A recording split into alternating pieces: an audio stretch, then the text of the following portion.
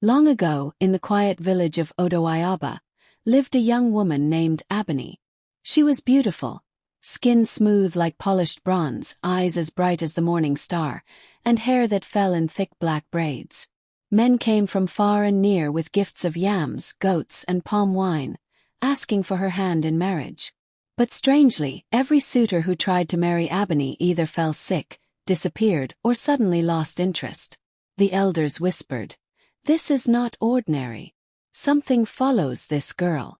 At night, while the moon floated high above the village, Abeni's small hut glowed faintly as though a lamp burned inside. But no one ever saw her light a fire. What the villagers did not know was that Abeni had a husband from the spirit world. Every night, when the world slept and the crickets sang, the door of her hut creaked open on its own. A tall, shadowy figure entered, his eyes glowing red like embers, his voice deep as a drumbeat. He wore no human form completely, shifting between mist and man, but his presence filled the room. "Abeni, my wife," he would whisper. And Abeni, as if in a trance, would answer him softly. He brought her gifts, beads that shone without sunlight, cloth woven from smoke, and cowries that never ended. He promised her protection, beauty, and wealth, so long as she remained his alone. But soon, the villagers began to notice strange things. The beads Abeni wore never broke. Her calabash of grain never emptied, even during famine. And though she never married in the village, she walked with the glow of a new bride. Suspicion grew. Some said she was a witch. Others said she was blessed by the gods. But an old herbalist, Baba Ifejimi, knew the truth.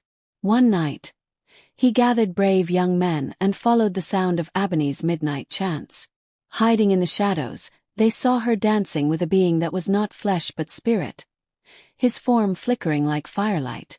Fear gripped them, but Baba Ifejimi raised a charm made from bitter kola, chalk, and dried leaves. The spirit husband roared, his voice shaking the walls. "She is mine. No man of flesh can take her." The villagers shouted prayers, calling on the ancestors. At the first crow of the rooster, the spirit husband vanished into smoke, leaving only the faint sound of chains dragging into the earth. Abeni collapsed, weeping, for she had loved him though he belonged to another world.